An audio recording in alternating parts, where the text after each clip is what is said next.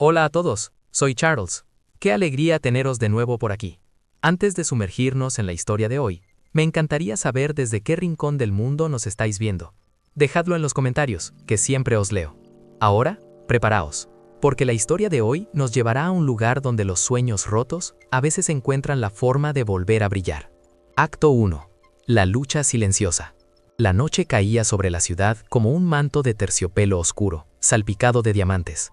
Pero para Elena, las luces de los rascacielos no eran más que un recordatorio lejano de un mundo al que no pertenecía. Su universo era el vestíbulo de una torre de cristal y acero, un templo corporativo que tras la marcha de sus dioses de traje y corbata, se convertía en su silencioso purgatorio. El eco de su cubo de la fregona sobre el mármol pulido era la única banda sonora de su vida, un compás rítmico y solitario que medía el paso de las horas muertas. Cada movimiento era un ritual aprendido hasta el agotamiento. La espalda, un nudo de tensión constante. Las manos, enrojecidas y agrietadas por los químicos que prometían un brillo impecable. Elena no limpiaba la suciedad. Borraba las huellas de vidas exitosas, de reuniones importantes, de futuros que se decidían en aquellas salas de juntas panorámicas. Se había convertido en un fantasma, una presencia funcional cuya existencia solo se notaba si algo no estaba perfecto. Durante el día, si su turno se solapaba con los ejecutivos, las miradas la atravesaban sin verla, como si fuera parte del mobiliario, tan invisible como el aire acondicionado que zumbaba sobre sus cabezas. Estaba al límite de sus fuerzas, pero el cansancio más profundo no residía en sus músculos, era un agotamiento del alma. A veces, al pasar la mopa por los enormes ventanales, veía su propio reflejo, distorsionado y anónimo, superpuesto a las luces de una ciudad que nunca dormía, pero que para ella había cerrado los ojos hacía mucho tiempo. Se sentía atrapada en un bucle sin fin, un día idéntico al anterior, una noche igual a la siguiente. La esperanza se había convertido en un lujo que ya no podía permitirse. Y entonces, estaba la mancha. En el borde de su mano derecha, justo debajo del pulgar, una pequeña mancha de un azul ultramar se negaba a desaparecer. No era suciedad del trabajo, era un pigmento terco, impregnado en las capas más profundas de su piel, un vestigio de otra vida, la huella de un lienzo a medio terminar. El fantasma de los pinceles que sus dedos un día sostuvieron con pasión y propósito. Era la cicatriz visible de su sueño roto, el sueño de ser pintora, de crear mundos con colores y texturas, de dejar una marca en el mundo en lugar de borrarlas de los demás. Aquella noche el peso del silencio era más abrumador que nunca. Se detuvo en mitad del vestíbulo, apoyándose en el mango de la fregona como si fuera un tastón para su espíritu fatigado.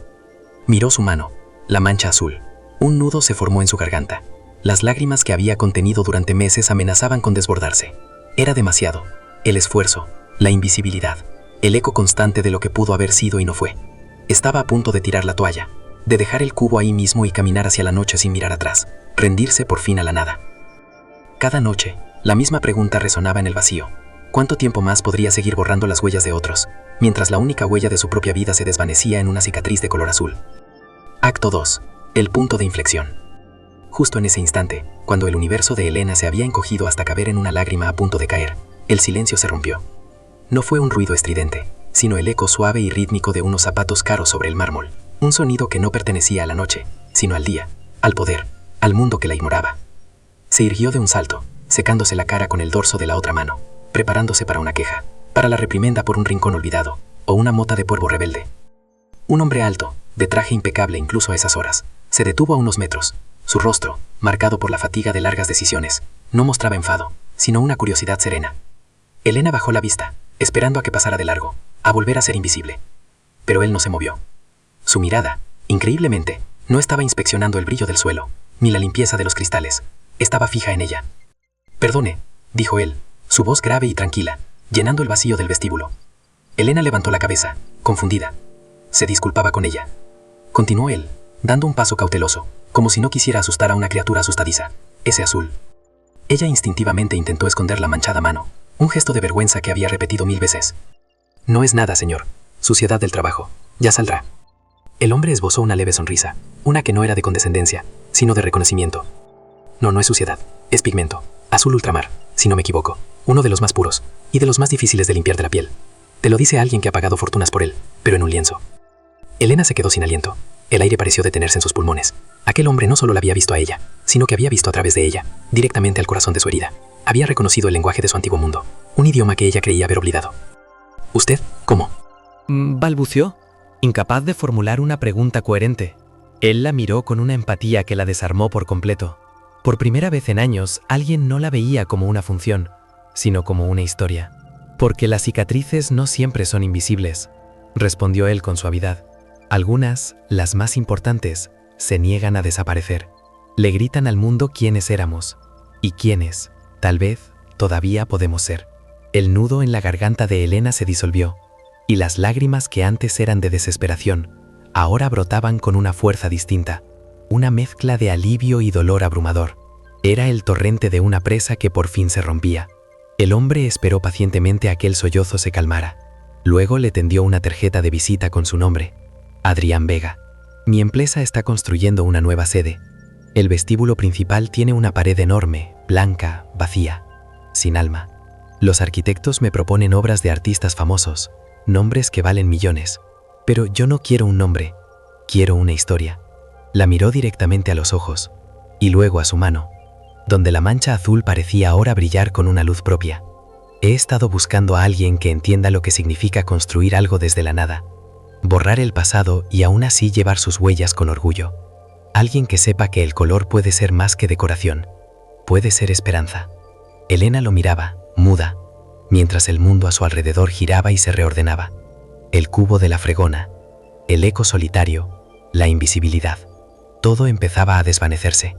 No le pido que limpie mis paredes, Elena, concluyó Adrián Vega, y sus palabras resonaban como la primera nota de una sinfonía olvidada. Le pido que las llene de vida. Le ofrezco la oportunidad de que esa huella de su pasado se convierta, por fin, en la firma de su futuro. Hola a todos, soy Charles. Qué alegría teneros de nuevo por aquí.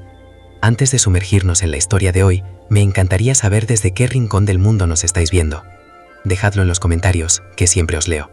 Ahora, preparaos, porque la historia de hoy nos llevará a un lugar donde los sueños rotos a veces encuentran la forma de volver a brillar. 1998. Acto 1. La lucha silenciosa. La noche caía sobre la ciudad como un manto de terciopelo oscuro salpicado de diamantes. Pero para Elena, las luces de los rascacielos no eran más que un recordatorio lejano de un mundo al que no pertenecía. Su universo era el vestíbulo de una torre de cristal y acero, un templo corporativo que, tras la marcha de sus dioses de traje y corbata, se convertía en su silencioso purgatorio.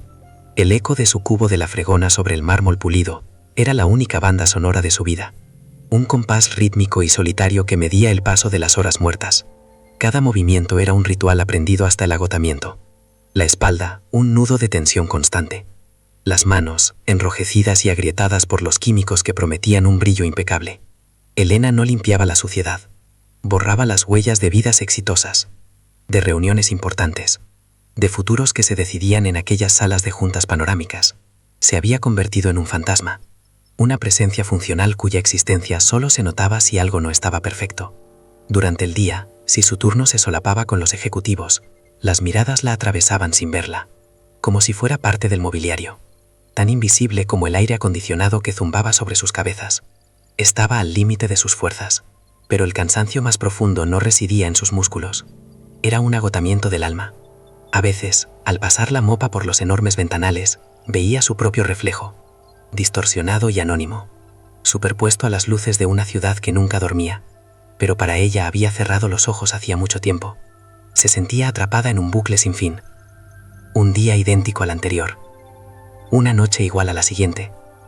La esperanza se había convertido en un lujo que ya no podía permitirse. Y entonces estaba la mancha.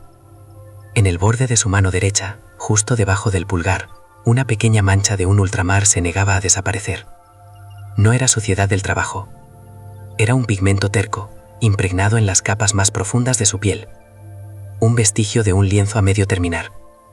El fantasma de los pinceles que sus dedos un día sostuvieron con pasión y propósito. Era la cicatriz visible de su sueño roto. El sueño de ser pintora, de crear mundos con colores y texturas, de dejar una marca en el mundo en lugar de borrarlas de los demás.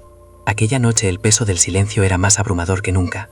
Se detuvo en mitad del vestíbulo, apoyándose en el mango de la fregona como si fuera un bastón para su espíritu fatigado. Miró su mano, la mancha azul. Un nudo se formó en su garganta. Las lágrimas que había contenido durante meses amenazaban con desbordarse. Era demasiado. el esfuerzo, la invisibilidad, el eco constante de lo que pudo haber sido y no fue. Estaba a punto de tirar la toalla, de dejar el cubo allí mismo, y caminar hacia la noche sin mirar atrás, rendirse por fin a la nada. Cada noche la misma pregunta resonaba en el vacío. ¿Cuánto tiempo más podría seguir borrando las huellas de otros, mientras la única huella de su propia vida se desvanecía en una cicatriz de color azul? Acto 2. El punto de inflexión. Justo en ese instante, cuando el universo de Elena se había encogido hasta caber en una lágrima a punto de caer, el silencio se rompió. No fue un ruido estridente, sino el eco suave y rítmico de unos zapatos caros sobre el mármol. Un sonido que no pertenecía a la noche, sino al día, al poder, al mundo que la ignoraba. Se irguió de un salto, secándose la cara con el dorso de la otra mano, preparándose para una queja, para la reprimenda por un rincón olvidado o una mota de polvo rebelde. Un hombre alto, de traje impecable incluso a esas horas, se detuvo a unos metros. Su rostro, marcado por la fatiga de largas decisiones, no mostraba enfado, sino una curiosidad serena. Elena bajó la vista, esperando a que pasara de largo, a volver a ser invisible. Pero él no se movió. Su mirada, increíblemente, no estaba inspeccionando el brillo del suelo ni la limpieza de los cristales. Estaba fija en ella. «Perdone», dijo él, su voz grave y tranquila, llenando el vacío del vestíbulo. Elena levantó la cabeza, confundida. ¿Se disculpaba con ella? «He visto su mano», continuó él, dando un paso cauteloso, como si no quisiera asustar a una criatura asustadiza. «Ese azul». Ella instintivamente intentó esconder la mano manchada, un gesto de vergüenza que había repetido 1000 veces. «No es nada, señor. Suciedad del trabajo. Ya saldrá». El hombre esbozó una leve sonrisa, una que no era de condescendencia, sino de reconocimiento. «No, no es suciedad. Es pigmento. Azul ultramar, si no me equivoco. Uno de los más puros y de los más difíciles de limpiar de la piel. Te lo dice alguien que ha pagado fortunas por él, pero en un lienzo». Elena se quedó sin aliento. El aire pareció detenerse en sus pulmones. Aquel hombre no solo la había visto a ella, sino que había visto a través de ella, directamente hasta el corazón de su herida. Había reconocido el lenguaje de su antiguo mundo, un idioma que ella creía haber olvidado. «¿Usted, cómo?», balbuceó, incapaz de formular una pregunta coherente. Él la miró con una empatía que la desarmó por completo. Por primera vez en años, alguien no la veía como una función, sino como una historia. «Porque las cicatrices no siempre son invisibles», respondió él con suavidad. «Algunas, las más importantes, se niegan a desaparecer. Le gritan al mundo quiénes éramos y quiénes, tal vez, todavía podemos ser». El nudo en la garganta de Elena se disolvió, y las lágrimas que antes eran de desesperación, ahora brotaban con una fuerza distinta, una mezcla de alivio y dolor abrumador. Era el torrente de una presa que por fin se rompía. El hombre esperó pacientemente a que el sollozo se calmara. Luego, le tendió una tarjeta de visita con su nombre, Adrián Vega. «Mi empresa está construyendo una nueva sede. El vestíbulo principal tiene una pared enorme, blanca, vacía, sin alma. Los arquitectos me proponen obras de artistas famosos, nombres que valen millones, pero yo no quiero un nombre, quiero una historia». La miró directamente a los ojos y luego a su mano, donde la mancha azul parecía ahora brillar con una luz propia. «He estado buscando a alguien que entienda lo que significa construir algo desde la nada, borrar el pasado y aún así llevar sus huellas con orgullo. Alguien que sepa que el color puede ser más que decoración, puede ser esperanza». Elena lo miraba, muda, mientras el mundo a su alrededor giraba y se reordenaba. El cubo de la fregona, el eco solitario, la invisibilidad, todo empezaba a desvanecerse. «No le pido que limpie mis paredes, Elena», concluyó Adrián Vega, y sus palabras resonaban como la primera nota de una sinfonía olvidada. «Le pido que las llene de vida. Le ofrezco la oportunidad de que esa huella de su pasado se convierta, por fin, en la firma de su futuro». Acto 3. La jornada de la transformación. La tarjeta de Adrián Vega pesaba en su mano como si contuviera el destino entero. Durante 2 días, Elena la miró como si fuera un objeto de otro planeta, mientras seguía su rutina de limpieza con una precisión mecánica. La oferta era un sol cegador en la penumbra de su vida, y tenía miedo de que, si miraba directamente, se quemaría. El miedo era un veneno familiar, el miedo a fracasar, a no estar a la altura, a descubrir que la pintora que una vez fue ya no existía, que solo quedaba la cáscara vacía de una mujer que limpiaba suelos. Pero la esperanza, una vez encendida, es una llama obstinada. Al tercer día, en lugar de ir a casa a dormir sus pocas horas de sueño intranquilo, caminó en dirección contraria, hacia una pequeña tienda de bellas artes que no había pisado en una década. El tintineo de la campana de la puerta fue como un despertar. El olor a trementina, a óleo fresco y a madera de los bastidores, la golpeó con la fuerza de un recuerdo perdido. Sus manos, acostumbradas a la aspereza del estropajo, temblaron al tocar la suavidad de un pincel de pelo de Marta. Compró un pequeño lienzo, 3 tubos de colores primarios y un frasco de ese azul ultramar que ya vivía en su piel. El primer paso fue el más aterrador. En su diminuto apartamento, frente al lienzo en blanco, el silencio era más denso que el del vestíbulo vacío. Sus dedos, rígidos y torpes, apenas sabían cómo sostener el pincel. La primera pincelada fue un desastre, un borrón sin alma. La frustración la hizo llorar. Estuvo a punto de rendirse, de llamar a Adrián y decirle que se había equivocado de persona. Pero entonces, su mirada se posó en su mano, en la mancha azul. No era una marca de fracaso, era la prueba de que había sobrevivido, era la brújula que la había guiado hasta allí. Respiró hondo y volvió a intentarlo, y otra vez, y otra. Días después, se encontró con Adrián frente a la pared. Era un monstruo blanco, un abismo inmaculado y silencioso que se elevaba 3 pisos de altura. La magnitud del lienzo la dejó sin aliento, pero ya no era solo miedo lo que sentía, era un desafío. Durante las siguientes semanas, su vida se transformó. Las noches de limpieza dieron paso a días de creación febril. El andamio se convirtió en su nuevo hogar. Su cuerpo, antes resentido por el esfuerzo repetitivo, ahora dolía por un cansancio distinto, un agotamiento glorioso que nacía de estirarse para alcanzar un rincón del cielo, de agacharse para dar vida a una sombra en el suelo. No pintaba paisajes de ensueño, pintaba su verdad. Pintaba el reflejo de la ciudad en los charcos del mármol recién fregado. Pintaba los rostros anónimos que veía pasar cada día, sus siluetas apresuradas convertidas en espectros de luz y color. Pintaba la soledad de una oficina a medianoche, pero también la promesa de un amanecer filtrándose por los ventanales. Usó la paleta de la ciudad, los grises del asfalto, los dorados de las farolas, los neones de los carteles lejanos y, por supuesto, el azul profundo y vibrante del cielo nocturno, un azul que lo envolvía todo. Hubo momentos de crisis, de colores que se negaban a mezclarse, de formas que no cobraban vida. En uno de esos instantes, sentada en lo alto del andamio, miró sus manos.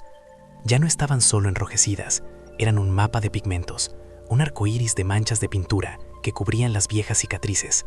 La mancha azul original casi se perdía entre las nuevas, y sonrió. Se dio cuenta de que ya no estaba borrando las huellas de otros, estaba creando la suya, una tan grande, tan viva, que nadie podría volver a ignorarla. El día de la inauguración, el vestíbulo estaba lleno de gente elegante y susurros de admiración. Elena se mantuvo en un rincón, sintiéndose de nuevo invisible, hasta que Adrián la tomó del brazo y la llevó frente a su obra. El mural era un torbellino de vida, un universo donde los limpiadores, los guardias de seguridad y los mensajeros anónimos compartían el mismo lienzo que los ejecutivos y los rascacielos, todos conectados por hilos de luz y color. Era un homenaje a los que construyen el mundo desde las sombras. Y allí, en la esquina inferior derecha, donde antes solo habría habido un mármol impoluto, había una firma, realizada con una pincelada segura, valiente, de un inconfundible azul ultramar. Elena. La huella se había convertido en firma. El fantasma, por fin, tenía un nombre. Claro, aquí tienes el acto 4, continuando la historia con el tono inspirador, cinematográfico y humano solicitado. D. Acto 4. La conquista y el mensaje. La inauguración no fue el final de la historia de Elena, fue el prólogo de una nueva vida. Su mural no se convirtió simplemente en una pieza de decoración corporativa, sino en el alma del edificio. La gente ya no atravesaba el vestíbulo con prisa, con la mirada clavada en sus teléfonos. Se detenían, levantaban la vista. Y en aquel torbellino de colores y rostros anónimos se veían a sí mismos, veían la poesía oculta en la rutina de la ciudad. La obra de Elena no era solo para ser vista, era para ser sentida. Su nombre, antes susurrado solo en listas de turnos, empezó a aparecer en artículos de arte y cultura. La llamaban la artista del mármol, la mujer que había encontrado belleza donde otros solo veían superficies que limpiar. Las ofertas empezaron a llegar, de galerías prestigiosas y coleccionistas que veían en su historia una narrativa irresistible. Pero Elena, que había conocido el valor de ser vista por lo que era y no por lo que representaba, eligió su camino con un cuidado exquisito. Su nuevo estudio no era un ático con vistas panorámicas, sino un antiguo taller de barrio, inundado de luz natural y del aroma a óleo y a nuevos comienzos. Sus manos ya no olían a lejía, sino a linaza y a pigmento. Seguían siendo manos de trabajadora, marcadas por el esfuerzo, pero ahora cada callo, cada nueva mancha de color, era un testimonio de la creación, no de la anulación. Ya no caminaba con la cabeza gacha para evitar miradas que la ignoraban. Ahora su mirada se alzaba para encontrar la luz, para estudiar las sombras, para ver el mundo como un lienzo infinito. No olvidó de dónde venía. Su arte se convirtió en un faro para otros invisibles. Pintó murales en centros cívicos de barrios obreros, en las paredes grises de hospitales públicos, en escuelas donde los niños necesitaban que alguien les recordara que sus sueños también importaban. Cada pincelada era un acto de afirmación, un mensaje silencioso que decía: yo te veo, tu historia cuenta, tu huella importa. Se convirtió en la voz de los que no la tenían, transformando el eco de su propio silencio en una sinfonía de esperanza para los demás. Y aquí, amigos míos, es donde la historia de Elena se cruza con nuestra, porque su viaje nos enseña algo fundamental. Todos, de una forma u otra, llevamos nuestras propias manchas de azul ultramar. Son las cicatrices de las pasiones que dejamos atrás, los ecos de las canciones que dejamos de cantar, los bocetos de los sueños que nos dijeron que eran imposibles. Las escondemos, avergonzados, bajo las mangas de la rutina y las obligaciones, creyendo que son marcas de fracaso. Pero no lo son. Son la prueba de que un día nuestro corazón ardió con un propósito.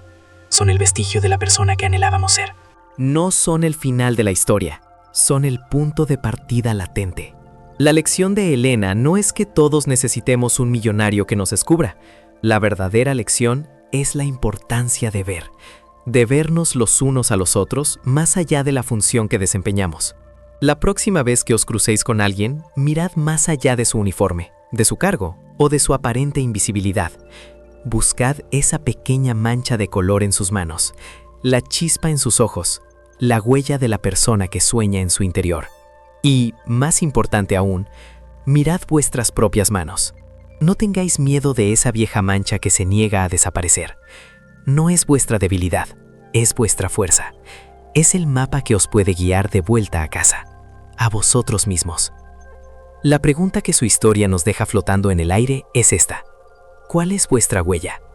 ¿Qué historia está esperando, paciente, a que tengáis el valor de convertirla, por fin, en vuestra firma?